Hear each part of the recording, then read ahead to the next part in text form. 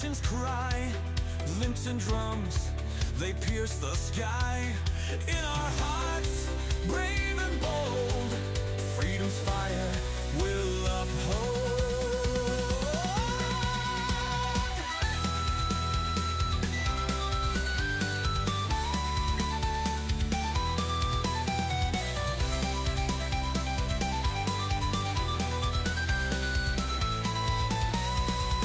Children's laughter, lost in fear, parents' cries, you'll never hear.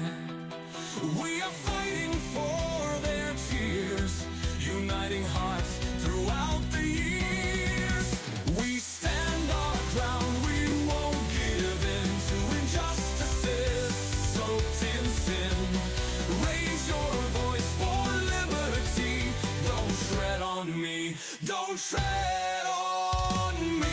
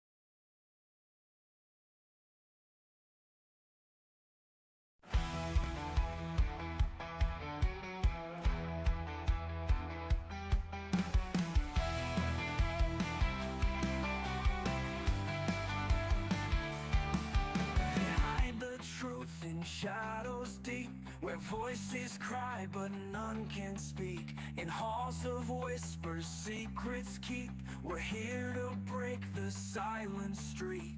Stand up, fight, don't let it go, reveal the truths they won't show.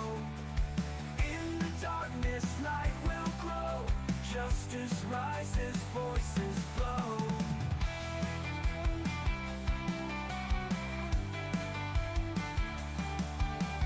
Children's dreams are cast aside, in the system where lies reside.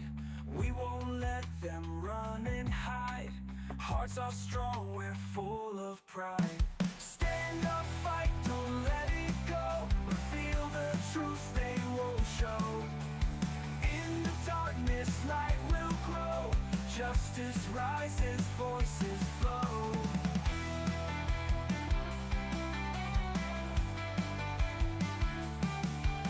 Children's dreams are cast aside, in the system where lies reside. We won't let them run and hide, hearts are strong, we're full of pride. Stand up, fight, don't let it go, reveal the truth they won't show. In the darkness light will grow, justice rises, voices flow. In every tear a story's told, every heartbeat's calling bold. With hands and spirits we will mold a future where love takes hold. Stand up, fight, don't let it go, reveal the truth they won't show. In the darkness light will grow, justice rises, voices flow.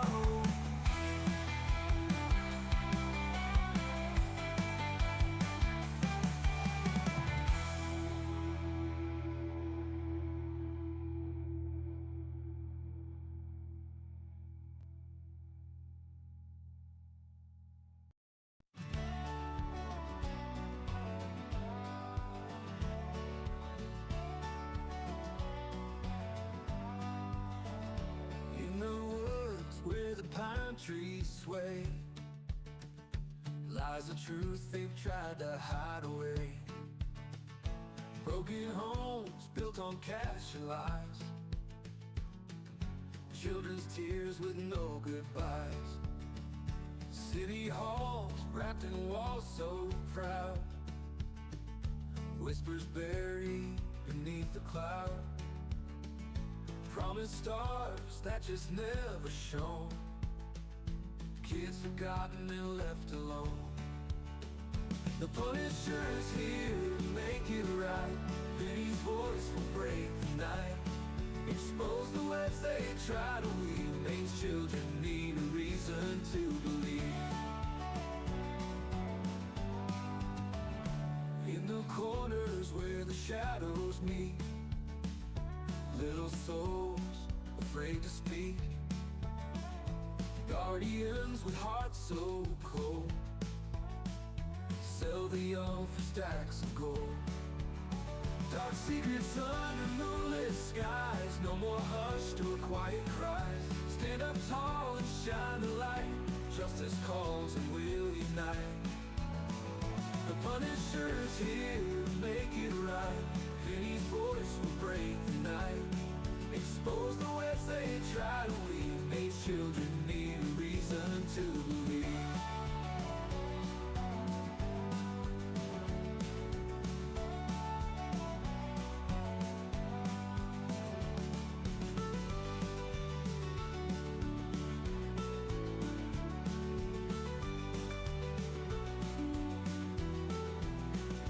Punisher's here to make it right. Vinny's voice will break the night, expose the webs they try to weave. Maine's children need a reason to believe.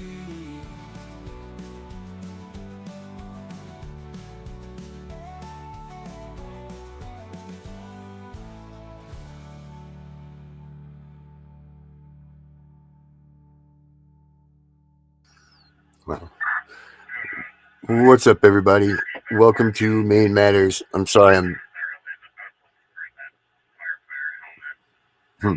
I was just listening to the scanner and hearing what was going on around here, and well, it just happens to be a little rat on the radio. That's all. So, what's up, everybody? This is Maine Matters. The CPS Punisher. We got the chat right over here on the right, like we usually do with every one of our shows. And I am solo today, but that's no matter. We got some things to talk about that's going on here in this great state, which is no longer great because of Governor Mills, what she's done to it. But we'll get it back, and we know that. But what we're going to talk about here is some CPS action. But before that, let's take a look at the most recent news clip here that's going on. This is just fresh off the press right here, guys. Just minutes ago, we're learning the Department of Health and Human Services is referring Maine to the U.S. Department of Justice.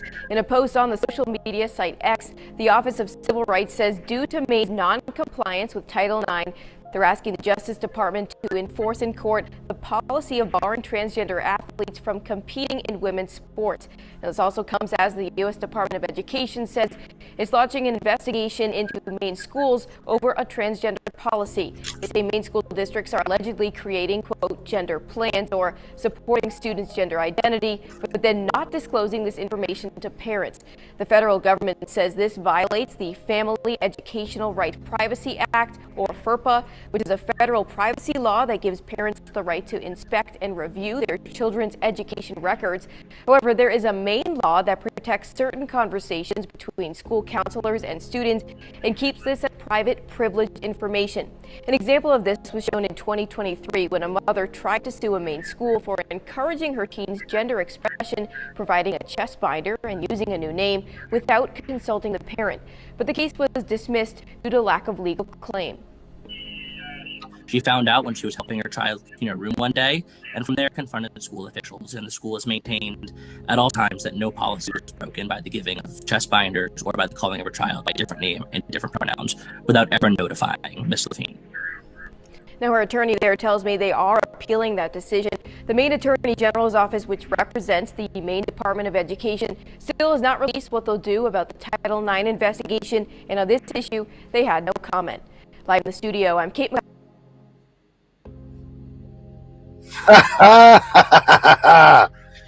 Oh boy, they pissed off the wrong person, didn't they? And pissing off Mr. Trump, because Title IX investigation is coming down the pike. So you know what else is what's before Title IX, Title IV. They are going to come rolling through Maine, and I've always said it. Maine is where the corruption starts. Maine is where the corruption is, and we're going to find out now because they're going to come rip this place apart. The DOJ is coming to Maine, and they're coming with their sleeves rolled up because of Mills picking a fight with the president. If you guys missed that, here, let me get that clip out for you. I can't believe that she even did this. Why you would even think for a moment that you were going to push your chest out at Donald Trump. And not only that, and it's just so disrespectful to do that to the president of the United States when he's sitting there offering out his hand to help all of these states and do what this country needed to be done. You know, it wasn't right of her to do that at that conference. It wasn't right. It wasn't right at all. Let's see here. We'll watch this little clash right here. Let's see here.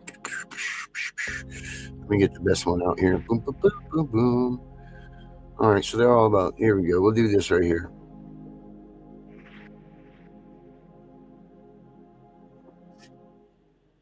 Oh, sorry, guys.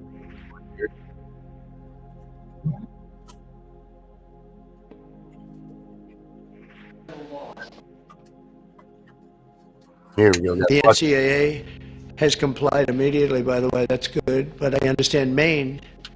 Is Maine here, the governor of Maine?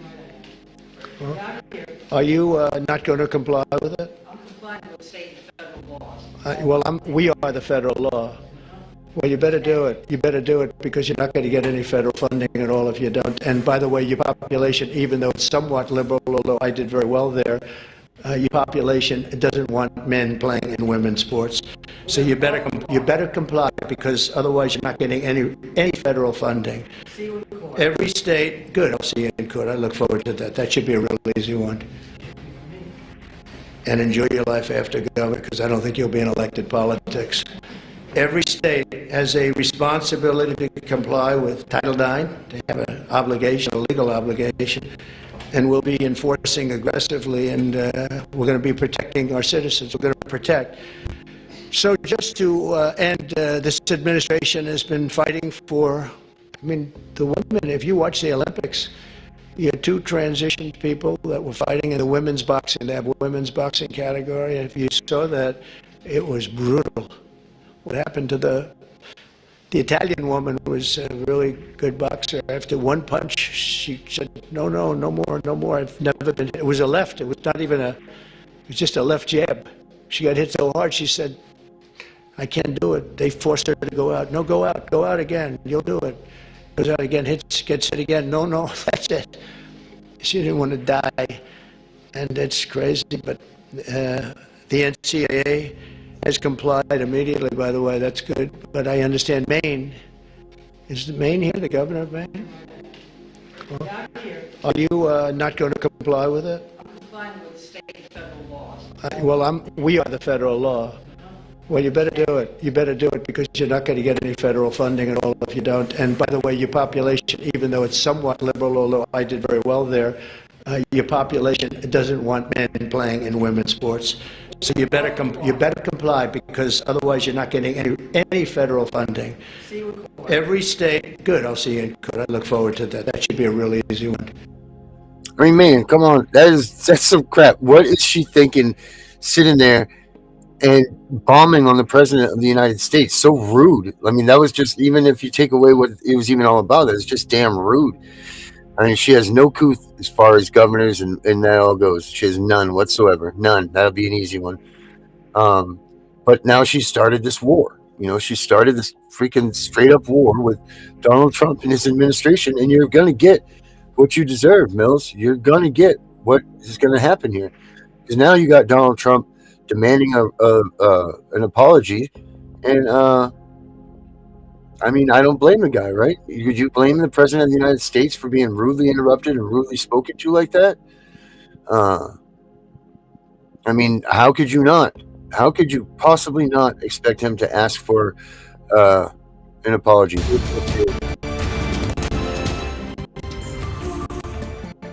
Not going to comply with it? I'm complying with state and federal laws. We are the federal law. Well, you better do it. You better do it because you're not going to get any federal funding at all if you don't. See you in court. Every state, good, I'll see you in court. I look forward to that. That should be a real easy one. That heated exchange happened about a month ago when Governor Janet Mills visited the White House for a National Governors Association meeting. President Donald Trump called out Mills for not complying with his executive order banning transgender athletes from playing in women's and girls' sports. Today, President Trump posted to Truth Social stating Mills needs to apologize for that interaction. He wrote, quote, "We need a full-throated apology from the governor herself and a statement that she will never make such an unlawful challenge to the federal government again. We have reached out to the governor's office for comment, but we have not heard back yet." All right, so there we go. We got that. And here's her response. I don't communicate with public officials by tweet or Instagram or social media. Second of all, my issue is about the rule of law, pure and simple. It's not about transgender sports. It's about who makes the laws and who enforces the laws. I read the Constitution. The Constitution says that the President, the Chief Executive, shall take care that the laws be faithfully executed. It doesn't allow him to make laws out of whole cloth by tweet or Instagram post or press release or executive order. That's just fundamental law, and I stand for the rule of law and the separation of powers. Look, the issue isn't about transgender sports. People in Maine and across the country are waiting for an economic plan from the current occupant of the White House. And so far we've seen none. We've seen tariffs and threats of tariffs that threaten our economy here in Maine and across the country. I don't communicate with public officials by tweet or... So that's my answer to this. That's what she's saying there. She's saying we don't want to. We're not. That's not what the issue is here. But yet she just made it the issue, and she's sitting there saying, "Well, you know, the people of Maine are waiting for an economic plan." Well, if you know anything about anything, Mills, where is your economic plan, and what have you been doing? Because, oh, wait a minute. I know what you've been doing. You've been stealing kids. That's right. The state of Maine leads the nation in child theft and stealing. It's wonderful. It's amazing how this just gets by everybody else in the United States, that Maine leads the country. Let's take a look at some of the stats of this. Number one, we lead the country in abuse and neglect. So we have more kids per capita that are being abused and neglected, according to national polls, which I believe that's kind of a farce. That's just a reason to open up the waves to allow more children be taken in. But let's pull up the main statistics here and see what we can come up with, because they're terrible. They're absolutely horrible in this aspect of CPS. They get to get away with this stuff constantly. They're stealing our kids at a rapid rate. If you watch the where the deficits in the state of Maine come up, they offset it by the amount of children that they take in, and you can see that. You see like a 4% deficit. There's a 5% increase in the amount of kids that they pull in. It's a real quick fix for them to get that federal money on each child that they take. You know, each dollar that they raise, I think they get $5 to $12 per kid by federal money that goes back to there. So I can't wait for Donald Trump to open the books to the Title IX, because where they don't want them to get to is the Title IV, because once he gets to the Title IV, shit's going to hit the fan, no doubt about it.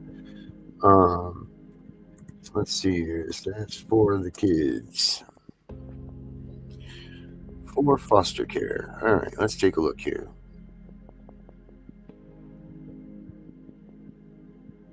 Maine had 2,202 children in foster care. Maine had the highest rate of children in foster care at 9.2 per 1,000 children, compared to a 5.6 nationally rate. That's pretty disgusting. Let's get the child welfare data dashboard. That just means that they're overtaking children here. Look at this. Here, look at these. Let me put this up here for you guys to see here.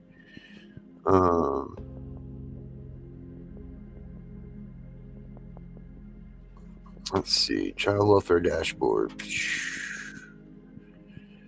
Here we go. Let's take a look at the great state of Maine. State average. National standard 8.5 or less. The national standard is an average set by the federal government to monitor each state's performance on key child welfare outcomes. Let's see, York County right here, 17.94%. This report shows the rate of abuse of children while they're in state custody. The number is calculated by dividing the number of instances of abuse and neglect by the total number of days that all children spent in state custody. The ratio of this report is 100,000 days spent in state custody. I don't quite understand that, but whatever. We'll take a look at it. Let's see.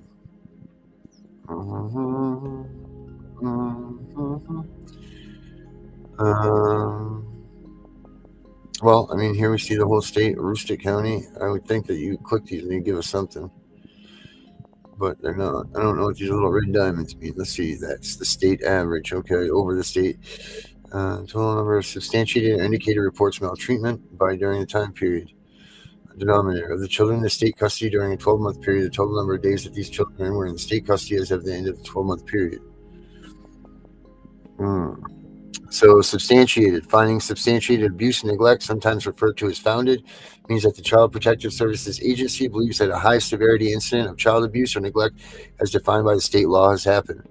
Indicated, finding an indicated abuse and neglect, sometimes referred to as founded, means that the Child Protective Services Agency believes that a low to moderate severity incident of child abuse or neglect as defined by state law has happened.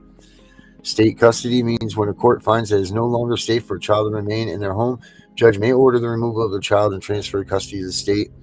Perpetrator is a person who has been determined to have caused and knowingly allowed the maltreatment of children. For a list of the acronyms, let's see here. Child Police Service. More information. No, we want to get back up here and see if we can get some real stats here. Which we're not getting. Let's see. Permanency in 12 months. Where are we getting here? Permanency in 12 months. 28% down there. 17% in Cumberland. 17% in Oxford. 28% in Somerset.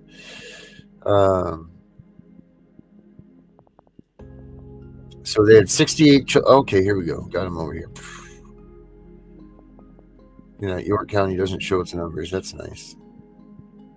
Oh, maybe hit the look. All right. York County had 69 children in foster care. Number that achieved permanency in 12 months is 16. 118 here in Cumberland, 20. In 20 months, they achieved permanency. Total children in foster care in Androscoggin County, 241. Wow. In 12 months, 41 of those children got permanency. Waldo County, 68 kids in foster care. In 12 months, 8 of them found permanency. Somerset, 262. And 60 kids got permanency in 12 months. 102 in Penobscot, 29 kids finding permanency. 76 kids up here in Washington counties, 23 got permanency in 12 months. And Aroostook got 108 with 23 kids finding permanency in 12 months. I don't know if they're applauding themselves for those numbers or if they're saying that those numbers are whatever. Total children entering foster care is 1,044. The number found by that is 220 in 12 months got permanency. So that means 1,200 kids are getting TPR'd by their parents. Or TPR'd from their parents, most likely is what that means. Yeah. And those numbers that they're giving are lies. Those are all lies. CPS doesn't let that many kids get back in, and nobody lets their kids back in less than 12 months because they go all push for that 15 to 22 month thing. So that's a damn lie right there for sure. The national standard is 40.5% or greater. Let's take a look now at success and permanency. Here we go. Oh, look at this. Look at these. Total children that achieve permanency. Now, remember the numbers that we just talked about, right? York County. Total children that achieve permanency, 25. Maintain permanency, 24. Cumberland, 21. Ones that maintained, 18. Lincoln, Knox, and Waldo counties, 4 for 4.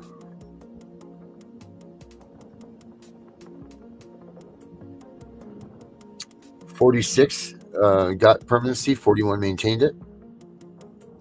64 in Kennebec, 60 maintained it. 48 in Hancock and Washington, 40 maintained. 47 up here in Penobscot, 43 maintained. 39 with 34 keeping their maintenance. Those are your real numbers, people. Remember they put those big numbers in the permanency things and all of that? It's a joke. I wonder what those totals were right there. To go back to that. Where did my little maps go here? I don't know where the national average is. The national standard is 91.7% or greater. The goal for children and youth is to transition to safe, lifelong families after leaving state custody. This report shows the percentage of children and youth that discharged from the state custody and did not return to state custody for at least 12 months. Got to keep those numbers coming back in, man. You got to keep making that money. I mean, that's what it's all about. That's what it's all about. Let's go now to removal after closed assessment. Let's see here. What do we got?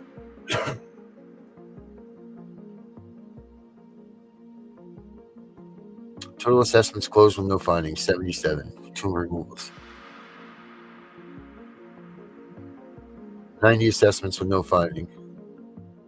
1 removal. 0. Total assessments closed with no finding, 25. Entry in 12 months after no finding, 2.8%, 106, closed with no finding. 2.1%, 97, no findings. Look at all of these kids that 83 with total 5 removals, 6%. And a Rustic is 27 with no findings, 3.7% after 12 months. Children in DHHS custody. York County. We got 5.4 per thousand.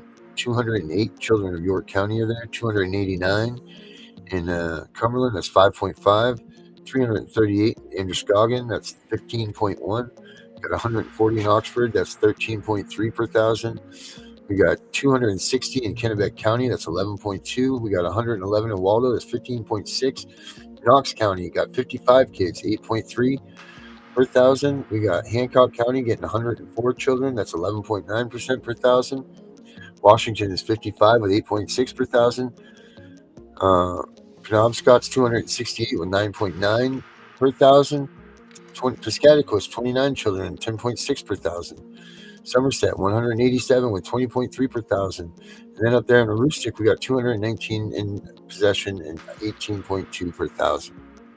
It's a lot of damn numbers, people. Total number in children state custody, 2,373, giving us a whopping 9.7 kids per thousand that we in the state of Maine take into custody. Goal of the child welfare system is to keep children safe from abuse and neglect. When a child cannot be kept safely in their own home, the court may order them into state custody. We know that they're going to order them into state custody anyway. That's what we do know, guys.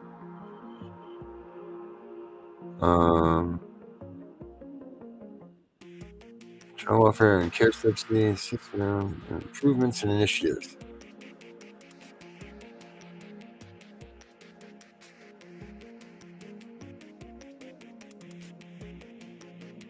Let's go here. The Family First Prevention Act.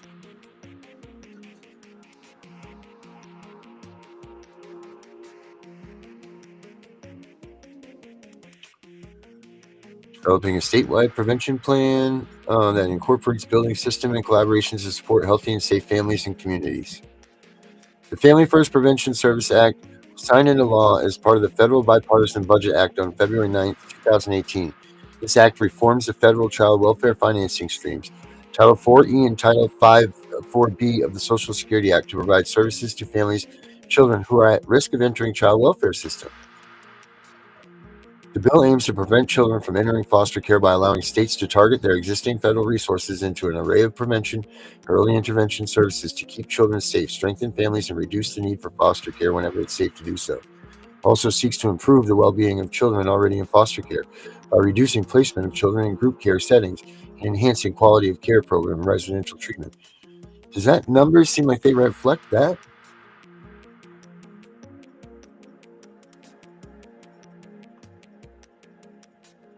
Does that really seem like that's what that sounds like? That they're going to keep kids and their families?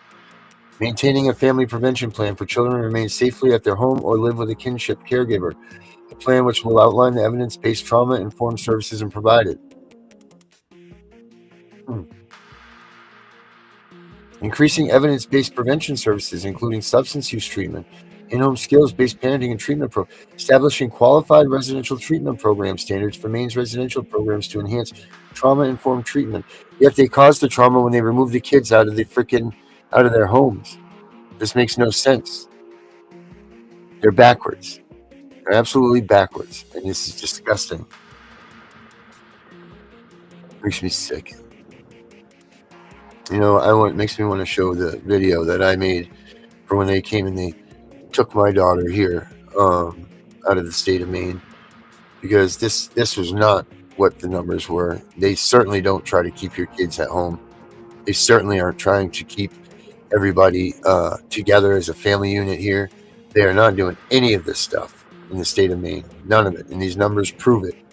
And those numbers are probably even inflated. It's disgusting. Governor Mills should be sick to her stomach, because she should be scared now that she opened up this can of worms that the DOJ is coming in to investigate. I'll be sure to make sure I get on Truth Central here, or truth.com, Donald Trump's platform, and make sure that he knows that the state of Maine is just ripping kids away from their families at a rapid rate. I mean, what's the population of the kids? How many kids are there in the state of Maine? Let's look that up here real quick. The population of the kids in the state of Maine are population of children in the state of Maine. Care to guess, anybody? Any guesses? Any guesses out there? 62,000. Oh, the child population is 249,306, the age under the 18. With 62,120 children under the age of 5 and 187,186 5 to 17.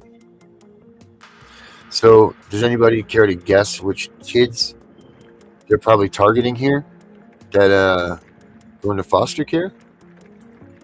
How many do we think they're going to do? What are we doing here? Because there was 2,202 children in foster care. Maine has the highest rate of children in foster care at 9.2 per thousand, compared to a 5.6 national rate. Wow. See, what does that tell you? Double the amount of kids that the nation has.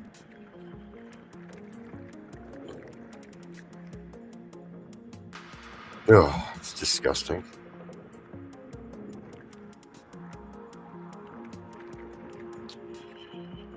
Let's see here.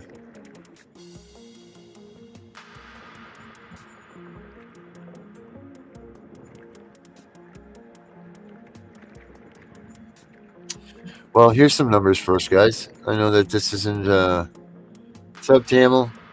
Factovers Lies, good to see you. Thank you for showing up. Here's some numbers for everybody here, guys. Wait till you hear these ones. Where are we here? Foster care statistics. 22% of foster kids are Hispanic, 2% of American Indian, 1% are Asian, 22% are Black or African American, 43% are white, 8% are mixed.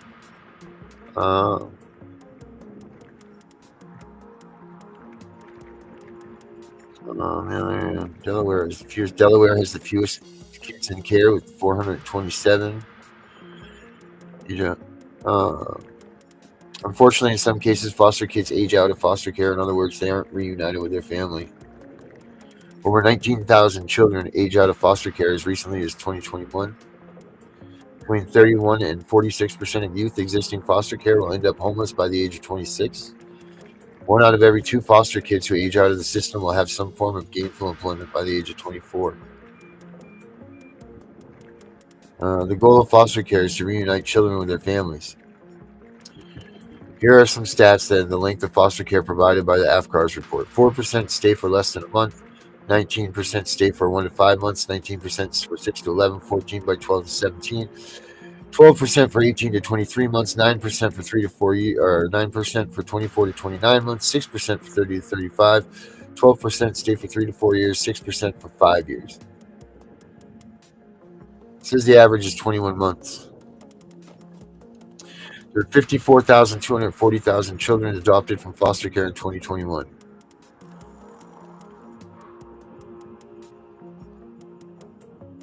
There's 114,000 children in foster care eligible for adoption right now. 25% of the children cannot be reunited with their birth parents, and that's a lie. 12% of the kids are reunited with their kids, or their families. We've already done the math. It's disgusting. Absolutely disgusting. Only 50% of foster kids complete high school. Only 40% of foster children experience educational difficulties. 2 to 6% of foster children obtain a 2-year degree. 3 to 4% of children obtain a 4-year degree. Not doing so good going into foster care.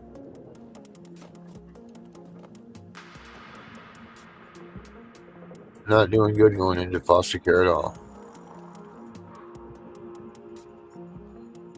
There's how many kids are in foster care? Now these numbers show that 390,000 children are in foster care in the United States. However, the number of kids in foster care changes all the time. Providing a safe and loving environment was as high as 437,000 kids in 2018. Gender is split, 51% for boys, 49% for girls. Let's see what I got here.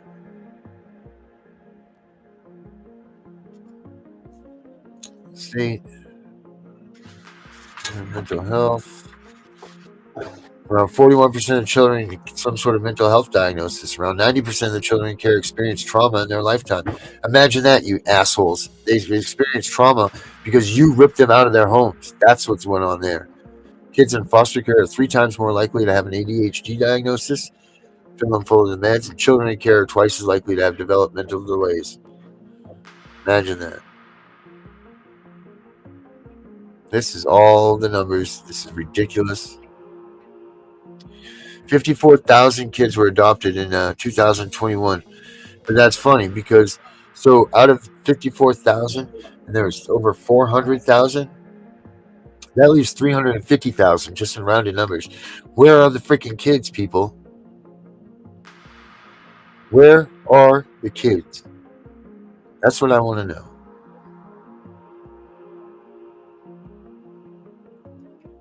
This is absolutely asinine. Access the webinar now, free. What is this webinar here?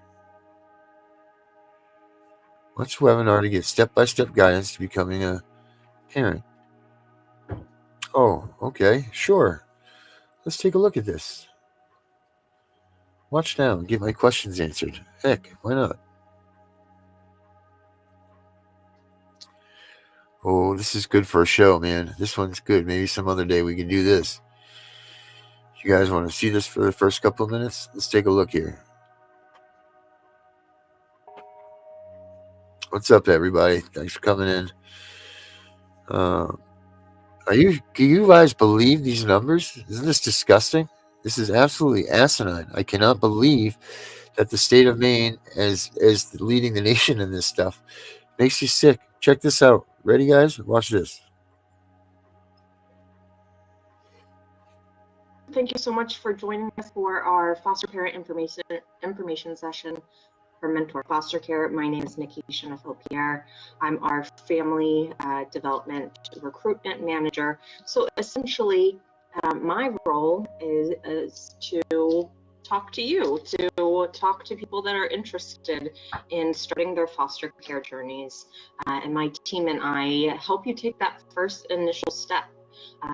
We will be able to answer any questions that you have, provide you information on initial requirements and qualifications. And then if you're ready to take your foster care journey, the recruitment specialist here at the recruitment center and I will help you complete an application so that you can begin working with your local evaluation specialist in your state to get you started on the licensing process to become a foster parent. I've had the opportunity to work at Mentor Foster Care for the past 11 and a half years. It is something I'm very passionate about. These are our most vulnerable population, our children and our youth who need safe and loving homes. And I find that working with individuals like you that have this this calling, this heart to open your home and to serve a child, incredibly rewarding. I've also had the opportunity to foster one young man myself. It was a very impactful experience. It's been over almost 8 years since I fostered him, and I still think about him every day. So it's a very, very rewarding experience, and I thank you for joining us this evening. Just a little bit about the structure of our presentation. We have a very short, PowerPoint presentation. I'll turn the camera off so you'll be able to focus on the slides on your screen. I'm going to share that information with you, and then at the end of the presentation, we will have a short Q&A session. I'm expecting this evening's webinar to be a smaller group, so depending on how many questions are answered or asked this evening, I'm expecting about 35 to 45 minutes for this webinar, and certainly I'll let you know about next steps if you're ready to take your foster care journey. So let me just get my camera turned off, and then we're going to begin our presentation in just a moment. Here we go, guys. Let's see what they say here. Okay, so this is our agenda. We're going to discuss what is foster care, why foster, what children in care need the most, the supports that we offer our foster parents here at Mentor Foster Care, requirements and process, and then how you can get started if you're ready to take that next step of your foster care journey. So what is foster care? We certainly believe here at Mentor Foster Care that every child deserves a bright future, and we call our foster parents mentors. Our foster parents provide the support children need to thrive wherever their journeys take them in life. So for over 50 years, we've been right here making strides in community and home care. And we're proud to serve children and foster families in communities in 9 states, which are Alabama, Georgia, Indiana, Maryland, Massachusetts, New Jersey, Ohio, South Carolina, and Pennsylvania. So if you reside in one of those 9 states, you're in the right place. If you did join our webinar and you do not live in one of those 9 states that I just listed, I do apologize. We don't have programs there, but we hope this won't be the end of your foster care journey. And we always advise that you well, I guess you did the end for us, but you watch your local state agency and the state you reside in to either foster with them or to find a foster care agency in your area. But again, if you're in Alabama, Georgia, Indiana, Maryland, Massachusetts, New Jersey, Ohio, South Carolina, and Pennsylvania, Mentor Foster Care has programs in those states. Essentially, we find, prepare, and support caring foster parents. Foster care is not adoption. While some kids are adopted by their foster parents, the majority are reunited with their families, or for our older children and teens, they do achieve independent living. We hope each child achieve their own unique goals. And again, we call our foster parents mentors because they give children more than just a safe home. Our mentors give them a family and the loving support they need to heal and grow. Why foster? Honestly, to help kids beat the odds. A child's foster parents, their advocate, their teacher, and their friend when they need them the most. Up here on the screen, I'll review these, but there's pretty staggering statistics regarding children in care and what that means for them and their future. There we go, guys. So there's over 400,000 children in foster care every year across the United States, and approximately 25,000 youth age out of foster care every year.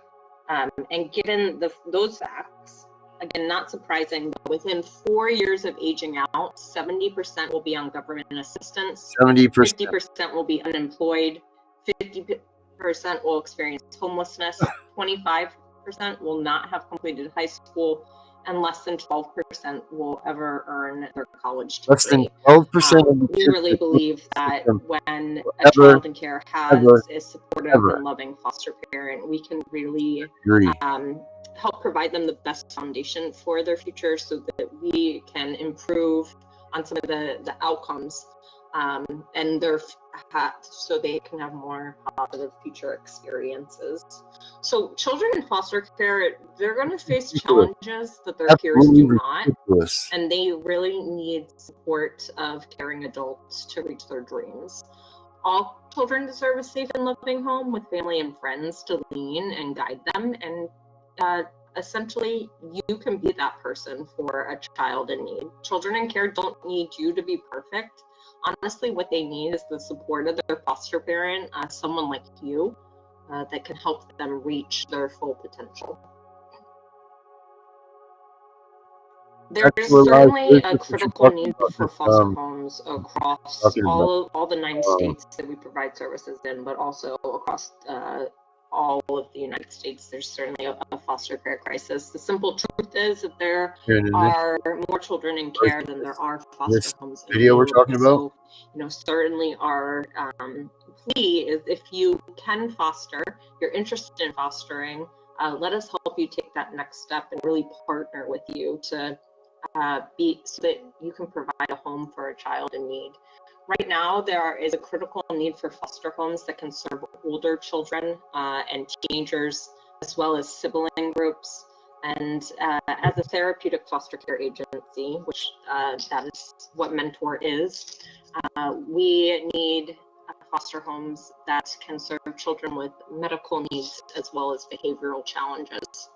So older teens and sibling groups are the hardest group of children to find loving homes for, and we believe that all children, regardless of age, need families, and that foster parents can help teenagers at a pivotal time in their life to find their identities and pursue bright futures. Siblings that are welcomed together have safety and support during a difficult time, and the relationships they have with one another can help them heal.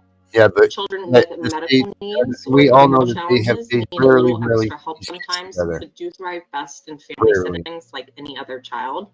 You have to, really remember that children in foster care, they are coming from very traumatic situations. They are in care because they've experienced abuse and neglect. Maybe unstable living environments or unstable adult role models in their life, and so they don't have. They had the adult role models. They had their parents. Maybe the behaviors that a child that has a stable, loving home has. So there is quite a difference there. But we're going to provide you with the tools and support so that you can help these children stabilize and thrive.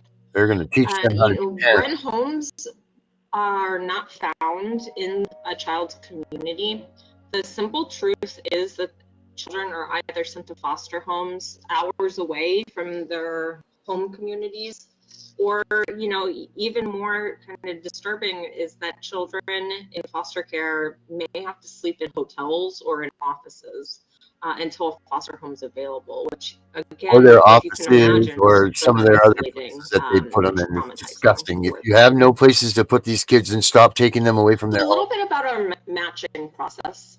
Our matching process, once you become a foster parent, we're going to consider your preferences. Oh, matching process. Age, gender, and then again, the best environment for the child in care. So just one very simple example we have is if you have a family, you get a matching process. You get a matching process. Which is perfectly fine. Yeah. If you have animals, dog, they match that may be really healing for some children. That could be very therapeutic. for them, but for other children, they may have had a traumatic experience with an animal or a pet. So that might not be a home that we would want to place that child in. So we're going to look at what are the dynamics and environment in your home, what are the skills and unique strengths you can offer, and then we're going to match a child that needs We're going to match you a child with the best loving family that we can find. We're going to put them right there with you. Keep an open mind about preferences for a you're child in your home. dogs? Oh, we Many can't have a foster home with a parents dog, often man. find We that can't they most there. enjoy working with Oh, age groups or genders they didn't expect. How do you And match a people kid define that's this torn away from talent his or family, passion thrown into for the making an impact depths of hell with an age group without or a any sort of gender any? that You think that you're wasn't getting those real children originally telling you the real things that they your want? first thought. These people are so stupid. However, I just want to emphasize we are going to consider what the best fit for you and your family will be. Yeah, because you Ultimately, know our what? goal You is to might ensure not be that the ready for a relationship between you and 3-year-old. the child You places might need to have in a your home teenager or something. blossom. Because if you're still We young are and a smoking pot and therapeutic drinking foster beer, care agency. you're probably better fit for a We do teenager than a serve baby. children of all and youth of Christ. all ages, typically until they age out of foster care. Dude, no, Most of our they must states, stay with you until children you're in 18 the years UK old. can You ready sign for that? themselves and stay in care to receive Unbelievable. support How until about they're no? How 21 about years of age, in or the in foster care? Massachusetts, How about keep them at home with their own 22 years family? of age. Being a therapeutic foster care agency, typically we are, our average referral is going to be for school age and older children. Oh, all right, cool. And So some of Maine our states OCFS has 10 the and same, up. or So I do Maine want Overseers to Committee have the share same that thing with here, you. and it's disgusting. All right, ours. I quote here. I'm gonna stop this for a minute, guys. We don't need to see any more, and we all know it's stupid lies. So yeah, so the Maine Overseers Committee has a report here, and it's so funny. I read this a lot. I think I don't know where I have it right hand here. I have it right next to me or not, but it talks about what abuse and neglect is and what it isn't, and this cracks me up. And I read this all the time because let me see if I can get it up here. I know I have it in my files. Actually, it might be easier if I just do that. It cracks me up. I pull this up all the time. Let's see. Let's do a search here. Search overseers. Because what these people told me that they when I wrote to them that they can't do anything about it. And it's crazy that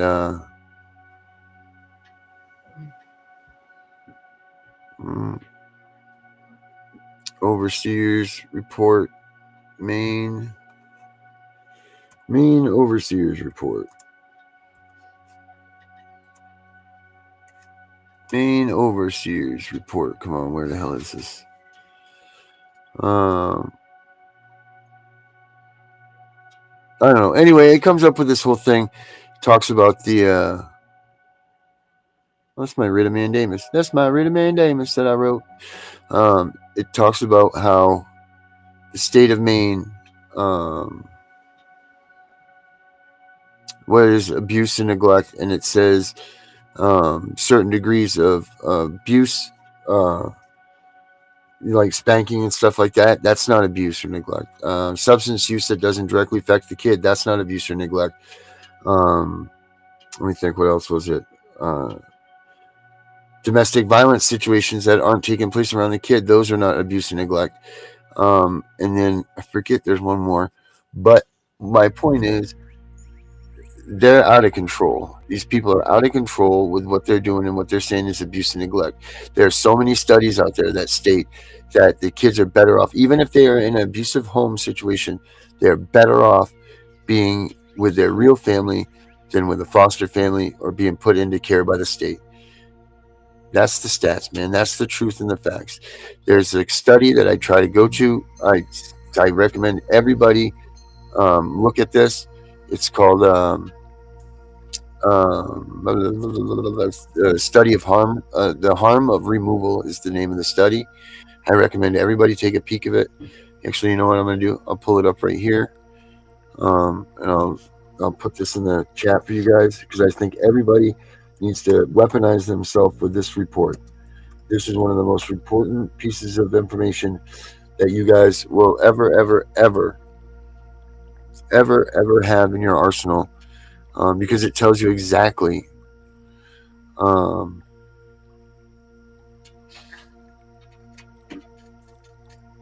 it'll tell you exactly what happens to children the second that they remove them from your home. That's wrong to remove them from the home. It's a devastating report. You see here, here it is. It was done at the University of Baltimore School of Law, and it was done by a lady by the name of Shania Trivedi. This thing, guys, this thing is very powerful. I'm going to give you the link right here in the chat. Copy. Maybe next week we could go over this on the show. Give you guys some homework. Check this out, guys, in this link right here. Just make sure you guys look at this stuff. It's really important. Very, very important. And yeah. Yep. Sure have facts over lies. That's what I'm talking about. Yeah. Oh, hello, Danielle. Thanks for stopping in. But yeah, guys, check out this harm and removal. That's what you need to do. That's your homework for this week. We could talk about it next week when we come back for Maine Matters. I don't know if and we'll get the rest of the story with the Donald Trump saga with Governor Mills. But as for a Maine Matters Sunday, hold on. I can show from before. I want to see what Danielle has to say before I chime out here. I can show from before over a decade to now. The damage is done. Yeah, that's it, Danielle. The reports are coming out now because they weren't taking any of these statistics before 1990 when the American Safe Families Act came out. Then they started rolling to try to produce false numbers to make everybody think that foster care and adoption and all this stuff was for the good of the child, and they can't do it because there's no worse damage than taking a child away from its parents. You'll never ever find anything worse than removing a child from their parents. I'm the CPS Punisher, guys. Have a good day. Thanks for showing up. Do your homework. We'll be back next Saturday. I'm out of here. This is a story about a family who is no longer a sad journey that was done on purpose. Believe the words I say, here is the truth. Let's just pray it never happens to you. You knock on the door, you freeze in peril. You look around and there's nothing available. Panic, you scream, you run in circles. You knock on the door over. You look outside, the car's on the road. The police on the yard waiting in limbo. Your life is changing so fast, looking out the window. In just a moment and things will turn bad. Prepare for the next part, it's real sad. Nothing turns out. They say hello, sir. We need your daughter. I tell them no. They say you wanna give her to us now. I tell them no way, go away, never come back. They answer with force and pin you down. They search all the rooms and look around. They find your baby girl. They tell me we got her. Now your family is torn apart, pleading your innocence from the start. Nobody listens, nobody cares. All you're left with is empty stairs. The house is empty, no love to be felt. They grabbed your baby, it's a feeling you never felt. You fight so hard to have her return. All they do is torture you, are feeling like burn. You do what they say, answer the question. They just keep telling you that you need lessons. You're not worthy of being a father. We don't want you to see your daughter. We don't know what you have done